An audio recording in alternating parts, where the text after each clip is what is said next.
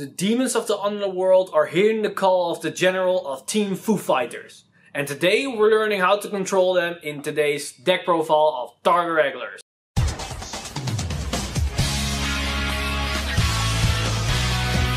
Stand up! Vanguard!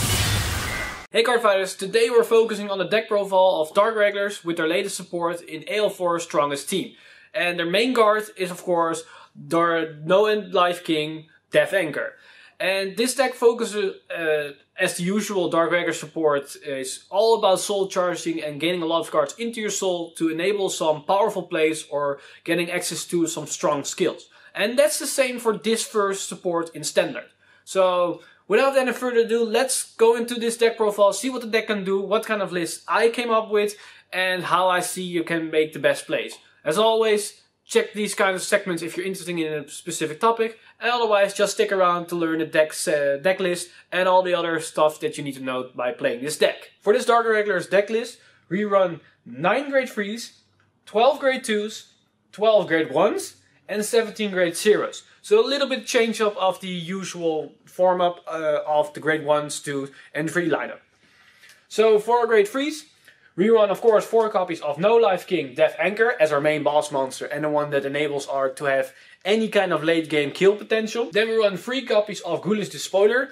It's a great early to mid game card that allows us to have some kind of control field options, and it still hits hard with the plus 10k effect. We also run 2 copies of Demon Eater.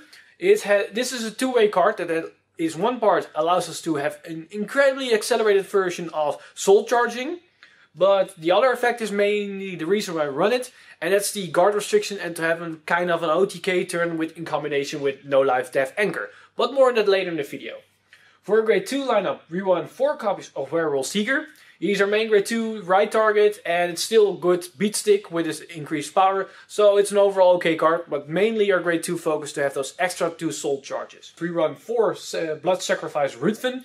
He's basically the one that allows us to have any kind of soul charge option, but in combination with raw color costs, it also helps us with more soul and also power increase. So it's a very good solid versatile card. And lastly, we run 4 copies of Werwolf Sieger. And this one helps us to have any kind of late game potential to kill our opponents with high numbers if we have sitting on a high soul count. For our grade 1s, we run 4 copies of Doreen the Thruster. Well, this is basically our main grade 1 booster that can generate enormous power increases in the field if we soul charge quite some cards. So, great grade 1. We also run 4 copies of Prisoner Beast. Also a great right target, also a great rear guard that can hit 10k, so it can even hit Vanilla's grade 2s on Force Clans. So that's a pretty good card that I believe we haven't seen in any kind of Protect Land. So that's a very good card to have. And lastly for the grade 1s, we run 4 copies of Raw Color Cost. And as I stated, it's the combo card with Blood Sacrifice Ruthven. And it helps us to have any kind of soul counter charge. And it also generates some incredible power options with our OTK turn or just general game options during the entirety of the game. So that's why we run also 4 copies of him. For our grade 0s, we of course run our starter Familiar Gatekeeper. And for our triggers, we run 4 heals, 6 crits, and 6 draw. And for our draws, we run of course 4 of the draw PG. Making a total of 9 grade 3s, 12 grade 2s, 12 grade 1s, and 17 grade 0s. Unlike the other Protect Clans, Dark Irregulars doesn't really have a lot of clear-cut plays. It all comes down to building up your soul to ramp up the pressure cards with Doreen, Verwolger, and of course your grade 3s. But when you take a good look at some of these cards for more than a few seconds, you can see some neat little interactions that these cards like Brawler Claws, Ruthven, and Death Anchor. Let's take Brawler Claws for example. This card can be used in 2 ways.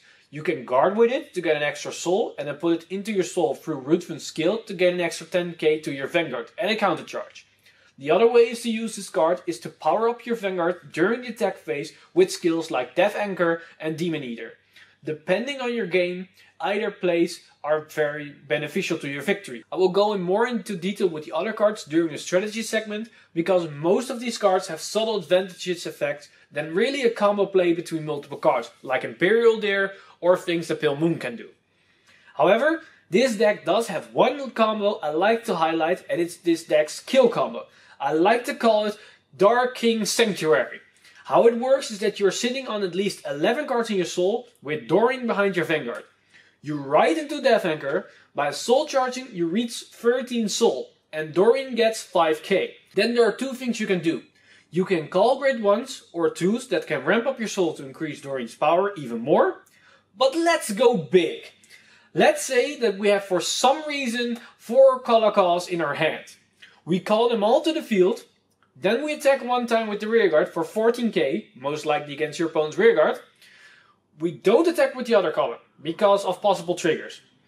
Then we attack with Death Anchor for at least 38k, if not more. Then we resolve Death Anchor skill and write Demon Eater from the soul. We put 4 cards in the soul, raising Doreen's power with an extra 20k power. But because 3 of those cards were Vrala Colocaws, we got an extra 30k to our Vanguard. Then we attack with the Vanguard, resolving Demon Eater skill to put another Vrala Colocaws into our soul, increasing our Vanguard with another 20k and Doreen with another 5k. Then we soul blast 10 cards, and now we have a 98k attack with a critical that can't be guarded with Sentinel. To guard that, you need 90k shield. That can be 4 heals and a 10k, or you need 6 crits or 6 runs, or 9 10ks. As you can see, not that easy to guard. You can change this combo by soul charging more cards, by calling different units instead of the Colocaws, but to keep the same power, you need to soul charge 2 extra cards for every Colocaws you don't put into your soul. Now let's see what we need to keep in mind while piloting this deck. Our most important resource is soul. But not in the traditional sense that we're used to play for skills, but more of a way to fulfill certain skill conditions. So our number one priority is to rank up our soul as fast as possible. And we have plenty of options that helps us with that. We have different benchmarks for certain skills that we need to hit with our soul, with our final one being 13 for Death Anchor. But don't stop there. If we keep increasing our soul, cards like Doreen, Death Anchor and Werewolf will only get stronger. Also, we increase our soul to a high enough number, we can then maybe use Demon Eater more than once in the game without depleting our soul to a point of no return. So we're consistently trying to ramp up our soul, and when we fail to do so, we might have a problem to sustain our pressure during the match. However, there is one silver lining to this deck, and that's that we don't have to worry about the standard resources. We only have one grade 2 that uses Counterblast, and the other ones that are only our grade 3s that uses Counterblast. We also run 4 countercharge options, so we have a surplus of Counterblast in most games. But how can we win our matches with this deck? Well, as already stated, your number one priority is to ramp up your soul as fast as possible. This should be your focus the moment when you flip your starter Vanguard. Try to use Prisoner Beast and Werewolf Sieger during the early to mid stages of the game, and where your soul is pretty stacked, then try to pressure with Death Anchor and Werewolf.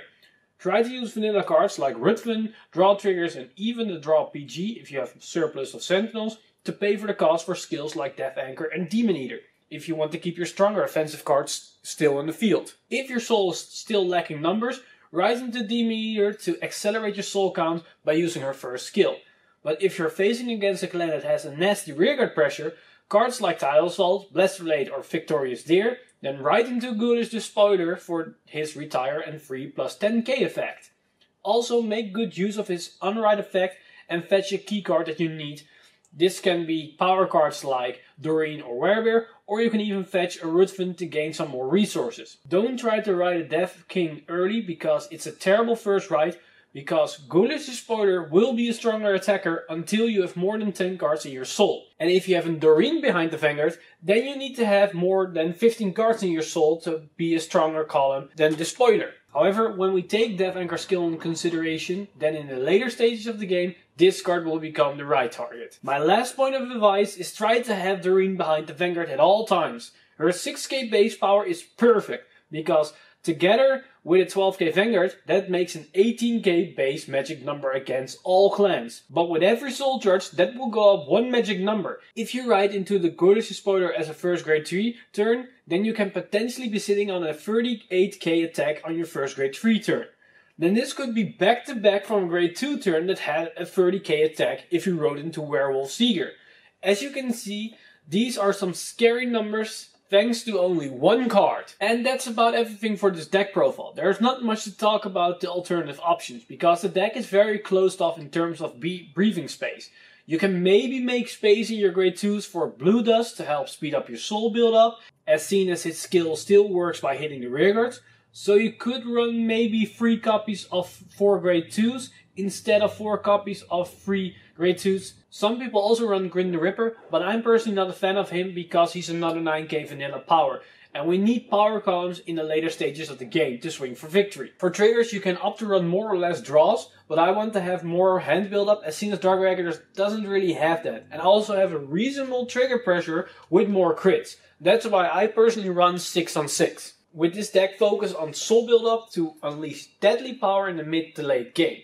And we've seen that they could do that with kill potential cards like Doreen, Werwolf and the Dark King Sanctuary combo. With this deck we can pressure our opponents with high unguardable attacks and we can use the different grade 3 skills wisely against different matchups. But we need to keep in mind that unlike other Protect Clans, our hand size is not as high as we actually want it to be. That's also the biggest weakness of this deck, is that unlike all the other Protect Clans, we're sitting in a lower hand size count. So against multi-attacks or high pressure columns, we are the first one under the Protect Clans to falter beneath such kinds of pressure. And with that we conclude our Dark Regulars deck profile on the first set they got introduced in Standard. And let me know what you guys think of Dark Regulars as of now. And in the comments down below, because I'm very curious what you think. I am still a little bit on how it's going to shine in Standard and in the meta, because it looks very powerful on paper, but I still think it's missing something. But let me know what you guys think and what your opinion is on their support and on this deck. And maybe I'm seeing something wrong, maybe something changed. So let me know in the comments down below. And if you like this video or the other topics and other content on the channel, then why not subscribe to the channel and hitting the bell button down below to be updated to our new videos and our upcoming deck profiles and other Vanguard related topics that are coming soon to this channel. So as always, I'm Mr. Time Leap and I'll see you guys in the next one.